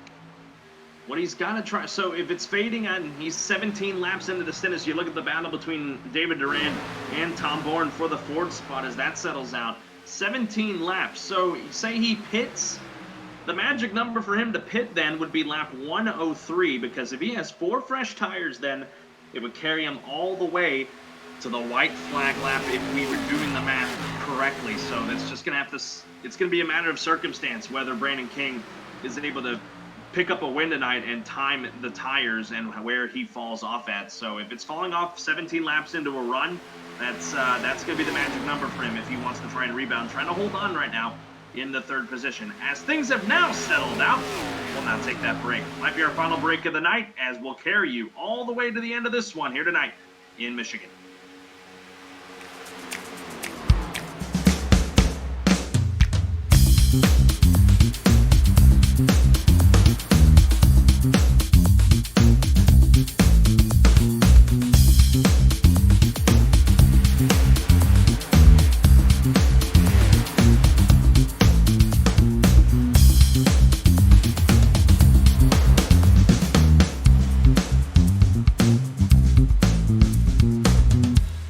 Since the VFW was founded, their mission was really to look out for the veterans community, to make sure that our nation upholds its promise to really care for the service member, the veteran, and his or her family. There are several ways that the VFW fights for veterans today. The top services include disability claims assistance, advocacy on Capitol Hill and with the Department of Veterans Affairs. We also offer scholarship opportunities, and then also volunteerism.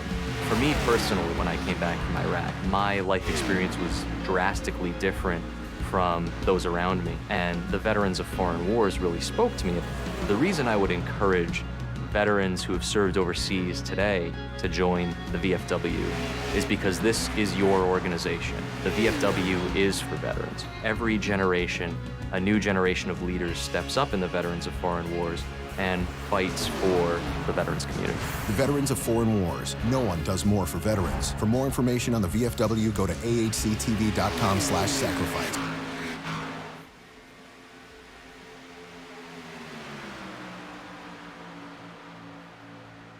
Most everyone involved in sim racing always wants that edge or even make the experience a little bit better, or in this case, a little bit more in-depth. Enter iRacing iFlag. iFlag is a simulation signal box with software designed by Peter Vostro. When you are behind the wheel in iRacing, your eyes are looking down the track or maybe even in the rear or side view mirrors. You may not notice or even hear when the caution comes out, when your car is damaged, or if you get black flag, or even notice the car beside you. Yes, iFlag will point out the sides and tell you where that car is. It just makes iRacing more real and can help you become a better driver. We also offer iRacing iFlag Digital Pit Box. This small box is a great addition to any sim rig. With only 3.5 inches wide, it gives you all the information you need, including how many laps completed, how much fuel you will need to finish, what lap you need to pit on, laps so your fuel is empty, as well as weather and track conditions. It also switches when you come down pit road for more information, including what lap you're pitting under, tire wear, laps on tires, fuel average, and much, much more. To see more info, check us out today at iRacingIFlag.com. You saw in the side-by-side window, Bronson Stafford and Garrett Powell going at it. Shane Terrian has made this a 5-horse group for the lead. Some cars coming out of pit lane. The window is open. It's trying to see if maybe some of these guys are going to try and stretch it to the end. 25 laps to go. We'll see when these leaders pit as to when it is going to be, as it's 2x2 for the first 4 spots. And David Duran looking on as these guys continue to do battle. Oh, the 83 really close to a pass for the leaders. Bronson Stafford hugging practically Garrett Powell there as they're both able to stay up front. That's the most shocking thing. They didn't spin out, but that's some contact to watch out for as later on goes on. As more drivers pitting in the back half of the field. Philip Scott going to be coming in. We've also seen Travis Daly, Tops, Tellier, as now you're seeing Shane Terrian getting by King and kind of forcing his way through. Stafford, I think, got the wall off at turn number 4, and that's going to kill a little bit of his momentum. Doesn't look like it. Look at David Duran out of nowhere. He was just looking on at these two guys.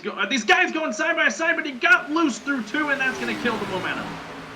And King gets into the wall. I think the 24 came down into the 89. The 89 doing a good job of saving it, and that's going to kill their momentum 100% now as the guys are just starting to get a little chippy here as we're getting down to the nitty-gritty. Lap 100 coming up in 3 laps. Yeah, with how long we have seen these drivers be out, our leaders can make it on one stop here, as that is the goal. Come in, get tires. But I think a lot of it is the fact that our leaders don't want to be put a lap down just in case the caution comes out, as Justin Belmonte now going to be pulling in the pits for that 12 machine. And it's going to be a 4-tire stop for these drivers, as well as the 12 right now, taking 4 tires. Just got to keep our eyes out and watch out to see when drivers are going to be coming in. I believe King has motioned that he'll be coming in that 89 machine. He definitely needs it right now. Shane Terrian, he ducks out. He's heading to the pits as well. We'll follow the 83 as he makes his stop along with the 89. So he's going to have a buddy with him when he comes out of the pits. These stops coming at lap 99, 22 to go. It's going to allow these guys, like you said, Sam, to make it all the way to the finish of this one tonight. Yeah, and really the key is here, when you're coming to the pits, you want to make sure you're coming in with at least one other person to buddy system and utilize kind of a two-car tango going through and utilizing the draft the best that you can, so you can carry the speed with the draft. If you're going by yourself, you are losing time on our leaders, and it's going to be detrimental for the future of these drivers. A little bit of a slower stop for Terrian, but he's going to have King right there with them as they go out. Meanwhile, looking for our leaders here. They're just now passing these guys, going to put them both 1 lap down for the time being. We'll see what happens. Looking at other drivers who have not pitted yet. David Durand, he's right there in 3rd. Tom Bourne 4th. Blaine Woodruff, he is 5th. Caleb Smith 6th. Matt Dyer 7th. And then Evan Coleman, who took 2 tires under the last caution, he is 8th. These are the guys that have not pitted, and 98 of Munsell, I was about to say, has not pitted, but he's now coming in, as well as the 20 and the 28. So Bronson Stafford, he's now the leader because Garrett Powell's into the pit, Sam. Garrett Powell coming in. I think he might be coming in by himself. I take that back. He's with Durand as well as Woodruff. So still having some help. And Bronson Stafford all by his lonesome as Tom Bourne is being hounded by Caleb Smith, it looked like for a second there. As it looks actually like our top 3 all scattered with about 2.5 seconds difference between all 3 of them. Watching the 87's pit stop here. See how well he got in. He got in very, very well. Going to try and make a solid stop here. 14.5, a little slower than David Durand by 0.02, but he is out and away. Let's see where Stafford is on the racetrack. He's into the pits now along with his teammate Tom Bourne. And also Smith's coming in, and the question is, will drivers come in with too much speed? As everyone's been pretty clean so far, Caleb Smith had to lock his tires up. I'm concerned if this 25 car was speeding. We'll wait here and see if he's held on pit road. But right now, Bronson as well as Tom Bourne all having solid pit stops, but looking like Powell. Oh, Bourne had to back up. Oh, that is terrible to see. You don't want to make those mistakes on pit road, as looking like drivers are going to be taking the lead back. Looks like Sheen Terrian's going to be getting the lead here. Here comes the 83 of Terrian, his teammate Tom Bourne not having the pit stop he wanted, and that is going to cost him dearly. There he goes, the 83 and the 89, now P1 and P2. Bronson Stafford's being held up while he's trying to get back on track. Raul Meza's blocking him in a way. And that's going to push Garrett Powell in front of him, so Stafford was poised to come out in third. Instead, it's going to be fourth for him with the moving pick of the 37 of Raul Meza. And oh my goodness, I guarantee you right now that the 61 is not happy with the 37. Yeah, he came over the radio and just was livid, trying to get the 37 to get out of the way, as they both came out of the pit road at the same time. But the 37 was in front of the 61 and was just slow on the apron, trying to get back up to speed. And it's just due to the fact that the looseness of the 37 for Raul Meza continues on, and also looking like he's underpowered as he's still not up to speed. Tom Bourne has relegated himself all the way back to the 10th position with that pit road miscue, a mistake you cannot make in this stage of the race. It's going to cost the 54 dearly. Might still be able to scramble a top 10 out of it. We'll have to see as the race progresses. In the meantime, Shane Terrian with 17 laps to go is your leader. Garrett Powell is in third with Brandon King second. Bronson Stafford hanging in there in fourth. A little bit of a tandem here of the 24 and the 12 working their way up here to try and catch these guys. Caden Tufts, he is seventh. Blaine Woodruff eighth. Tom Bourne ninth, and Caleb Smith in the 10th position with Dally Dyer, Philip Scott, Evan Coleman, Dylan Stipe, Landon Allers, Nathan Hall, and Justin Munsell, the remaining cars on the lead lap. All right, Sam, we're in basically into the witching hour of this race. The fourth quarter, the final few minutes of this one. Who has the car right now that can try and bring this home? Right now, I'm looking at Garrett Powell. He is coming with a head of steam, as well as Bronson Stafford. They both are going to have fresher tires than our front two. And them working together, they're still running about 2 to 4 tenths slower than Garrett Powell right now. Here comes the 87 with a head of steam. And once he gets caught up with the draft, he might be blown by both of these drivers up front. What the 83 and the 89 have to hope for is it takes a lot less laps. Then again, the 89 is going to try and make some passes here as we're running up on some lap traffic. There's Mike Tellier. They go around him. Another lap car just ahead of them. That's going to allow the 87 to close in a little more. Don't look now, though. Bronson Stafford is just hanging in there to try and run these guys down, as well as they are heading to the backstretch with 15 to go. Yeah, Bronson Stafford outside of the draft window. But once we see Garrett Powell get caught up with this group, we'll see if that group gets any faster or slower, as it is a two-car tandem, but they're on those older tires. Bronson right now, out of our front five, has the freshest tires, as these drivers are coming across the line. It's going to be interesting to see with the lap traffic also being involved here. Shane Terrian, Brandon King doing a great job up front. Two of the drivers that have been really good so far, but our top three are the drivers that kind of been the favorites all night long. 14 laps to go. Garrett Powell laying in the weeds just behind the 89 and lap machine of Justin Munsell. So we're going to see how this pans out the rest of the way. What it's going to mean for the guys back in fifth. They are going to need a caution to try and get back into and fight for the win, but that is the last thing that the top four want to see is a yellow. Yeah, I mean, our front three aren't wanting a yellow at this point, as King on the inside of Shane Terrian going to be trying to make a pass here. Brandon King at the 89, very strong move. The question is, though, by the end of this race, when it comes to the very end, what are the tires going to look like for this 89 machine? We know after about 15 laps to about 18 laps, that's when we start to see a drop-off showing. Might have been a little bit of contact between the front two.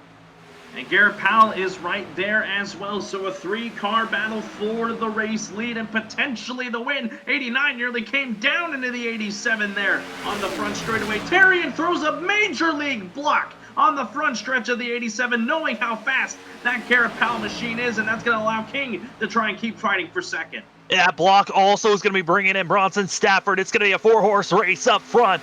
as it doesn't look like David Durham's going to be close enough to get close to these drivers, but Durant is going to be at least has a solid chance to keep 5th place. But our top 4, this is going to be a dogfight between these 4 drivers. 3 wide. Woo, it's close. Second place, 3 wide battle. Here comes Bronson Stafford to the outside of Powell and Brandon King. Terrian going to pick up his teammate on the outside to try and bring him with him. King slides in line in 4th, and that's going to leave the 61 out there to dry. And really, it's going to be this is going to be a straight dogfight. I don't see anyone else really trying to catch up to these top 4. There's just not enough time for them to catch up. We are now in 11 laps to go. Going to be 10 laps once they cross the line. Side-by-side action, Bronson Stafford to the point with those fresher tires. Stafford using the outer groove to try and get around his teammate, the 83. Stafford with the freshest tires of everybody in this group. Brandon King still trying to hang in there. Looking at it, he's got 12-lap-old tires right now. The window was about 17. It's going to get him to 5 laps to go, and it may not be enough for him to try and hang on for a win. He would need a yellow to try and regroup and get around these guys on a restart. But with the way it is right now, the way this field is so spread out outside of this top 10, a yellow is not likely with 10 to go. The drivers that are lingering in the back who were hoping for a caution to come out at some point. That's the drivers from 14th on back. That's going to be actually 13th. Matt Dyer, Travis Daly, McDally, as well as Stipe. Those drivers all took 2 tires, and we're hoping for an early caution so that they could have a slight advantage on a late run. 4 cars for the moment, 9 laps to go for the race win. Bronson Stafford worked his way around the outside of his teammate Shane Terrian. Stafford trying to get a win here tonight, his first of the season, if I'm not mistaken. The 89 starting to lose these guys. I think the fall-off's happening for the 89. I think it just might have been a slight looseness coming out of 2. Just looked a little bit out of shape for a second. It hasn't really hit that marker just yet, but I think you might be right. I think King, his tires might be gone. It might be just turning into a 3-horse fight. And it's really not fair for Garrett Powell, who is trying to go for another win this season, has 2 so far, trying to make it 3, but he's got teammates in front of him that are going to be blocking like crazy. We saw this yesterday in the Talladega special event. Teammates trying to just help each other to a victory. Bob Seminara and his teammate Joe DeSpirito, they went nearly 1-2. Jessica Shelton tried to make a fight for that win, but they defended everybody off that entire race, and it wasn't even for points. Now this is a kind of thing that's for points and a victory and potential playoff spots.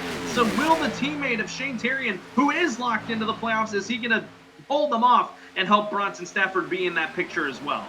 It's a win and you get into the playoffs. It's that easy. And right now, Bronson Stafford in a very good position to be winning himself in. The driver that felt like he was being held up coming out of the pits by the 37, he's now making a push here for the win. But don't worry, don't look now. But here comes Brandon King. He's not done yet. He just backed off to maybe save some tires for this late stage, as he is right on the tail end of Garrett Powell.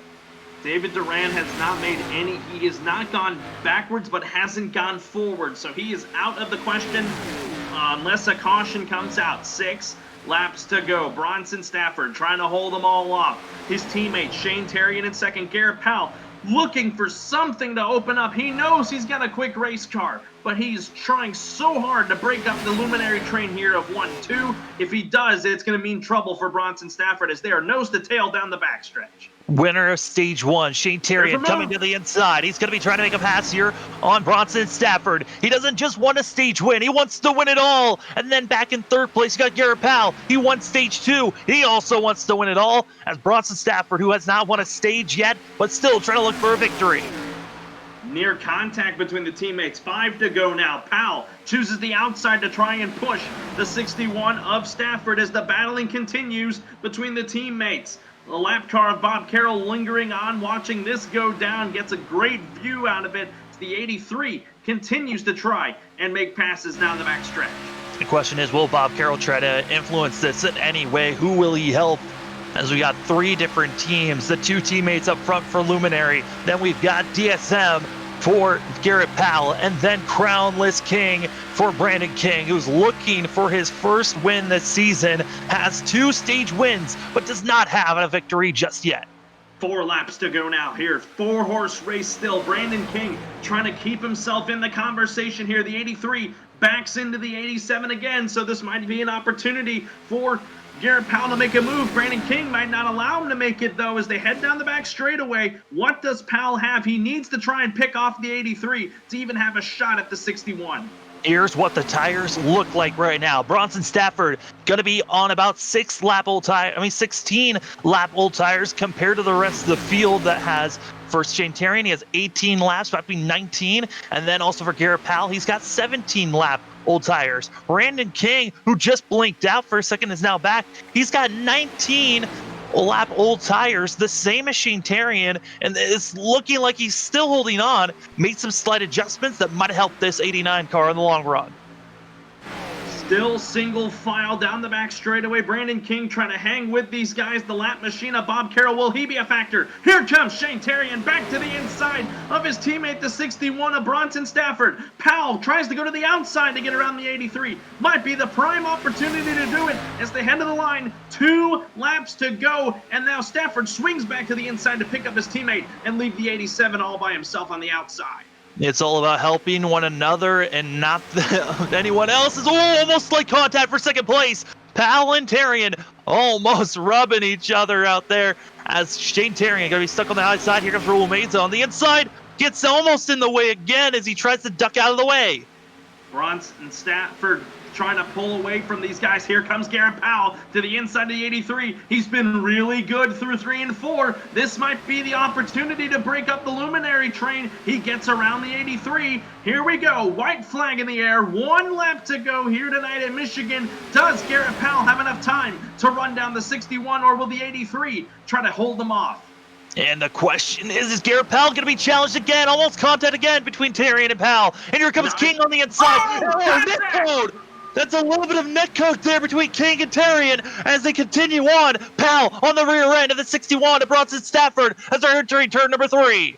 Bronson has no help now. Here comes Garrett Powell to the inside, trying to get around Bronson Stafford as they head to the stripe. Still an advantage for Bronson Stafford. No chance for Powell. He's going to have one more chance here before the line, but give the win to Bronson Stafford. He takes the checkered flag here tonight in Michigan. What a finish for the 61.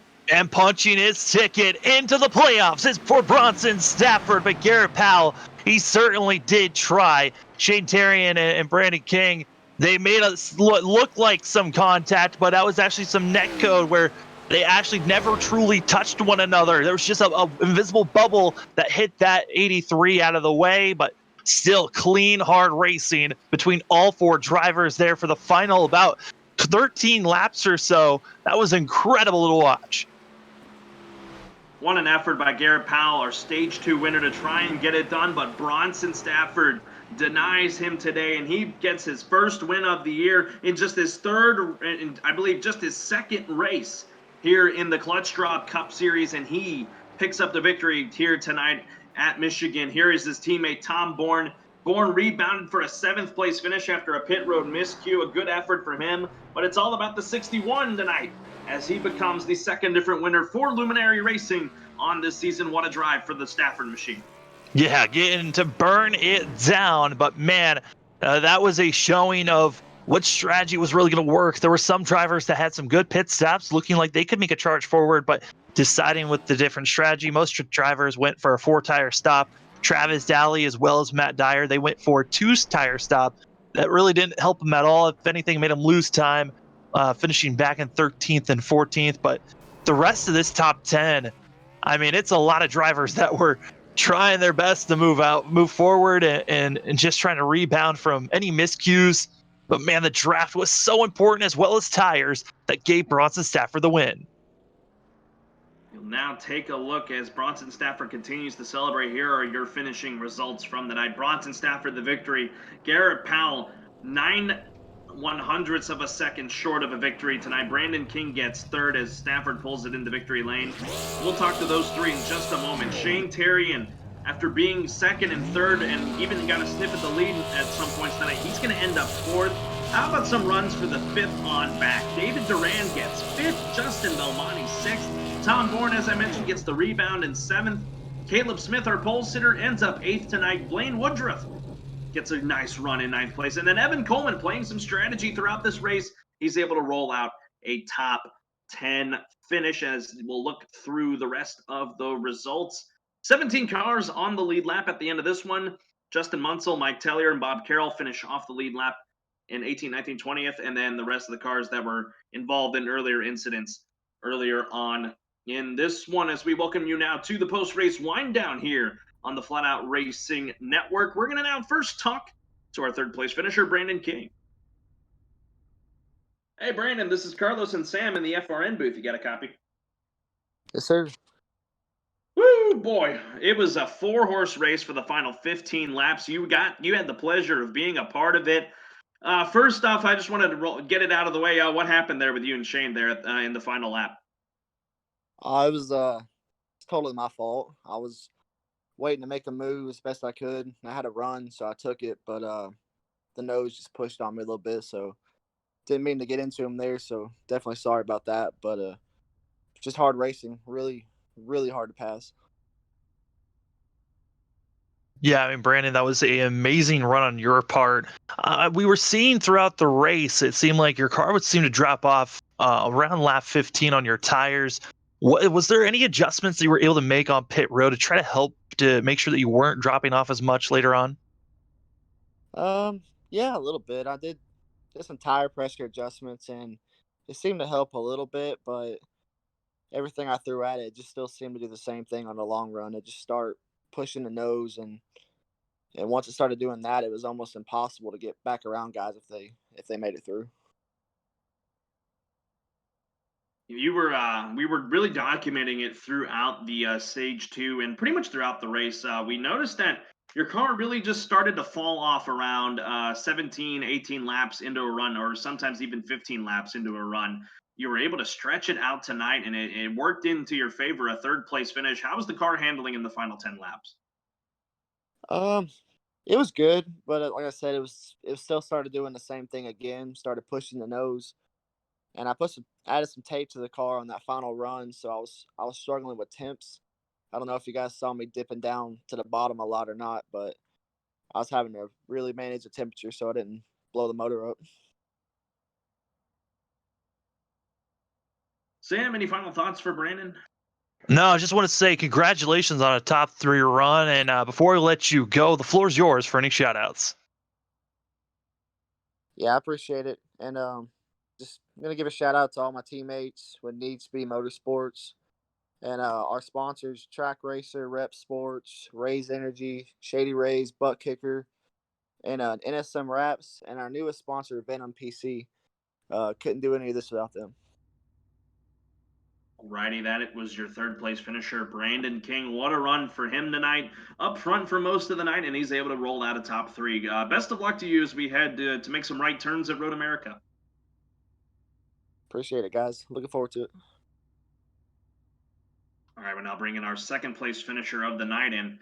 Man, had a really good chance to pick up the win. Our stage 2 winner, Garrett Powell. Hey, Garrett, it's Carlos and Sam again in the FRN booth. You got us? Hey, guys. Man, you gave it your shot right there at the end. Trying to get around the 61, the 80, the 89, and the 83, just falling away. So it came down to you and Bronson. Is there anything you could have done different to try and get around him? Like I said at the stage break, once the tires start to go, I mean, granted, the tires weren't really gone or anything, I was only doing 20 laps or whatever on the tires. But, it's just so hard to pass. The low line's not there.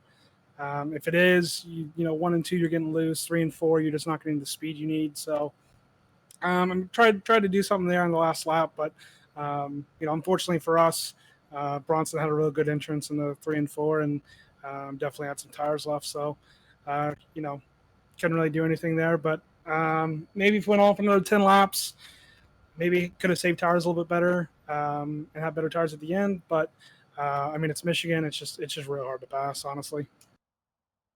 Yeah, I mean, Garrett, it was very difficult on your end, but getting that stage win helps points wise for you. And I mean, overall, I mean, how are you feeling just after this race in general? Definitely feels nice again to get a good finish. You know, another track. You know, I don't really come into to thinking I'm going to get a win. You know, a track like Michigan. You know, those these bigger tracks where it really just comes down to, or the tracks where it's harder to pass. You know, I don't really ever go to into those expecting to come into a win. You know, like I do kind of like my mindset on road courses. You know, as y'all saw me at Watkins Glen, I'm really confident on road courses, so I know I have a very good chance of winning. Or short tracks, I'm pretty confident at. But these bigger tracks, it's kind of just anyone's race. Staying out of trouble is the biggest thing, and it felt pretty good to get a stage win and then a good finish here tonight. Obviously, we wanted to get the win, but we're coming out of tonight with a pretty good points finish, and I'm pretty happy with that. We head to Road America next week. It's going to be a different animal, first road course race of the season. What's your mindset? Are you comfortable with road courses, or is this one going to eat you up next week? I don't mean to correct you, but the second one here, we had Watkins Glen a couple of weeks ago. That's right. That's right. I'm sorry. If it goes anything like Watkins Glen went, where we tried to lap the whole field, I hope it goes like that again. Every time, as soon as we left Watkins Glen, I'm like, is there Road America yet? I love the road courses and the NASCAR, so feeling pretty good. Can't wait to get to it. Can't wait to start practicing this week. Start working on setups so I can car dial in and find our lines, find our rhythms, and we're going to try to go into Road America and try to lap the whole field. We got a couple new guys here that are pretty quick, so we'll see how they fare. But the last time I drove Road America, I was in the B cars during the B Fix week, and I was out there beating guys with 6-7K. So, we'll see what happens. Yeah, I mean, Garrett, it's a solid day for you, getting a stage win, second place finish. Before we let you go, though, the floor is yours for any shout-outs. I can't thank my guys at Downside Motorsports Waffle enough. Week in and week out, those guys are working hard, getting our setups ready. I'm just been lacking a little bit of motivation to get in and do some practice. I didn't even come into the race with any practice until the last 15 minutes. I'm just these big oval tracks just do not motivate me whatsoever. But hopefully, like I said, Road America's coming up. Can't wait for those. Can't wait to start working with them. And just big shout out to those guys there.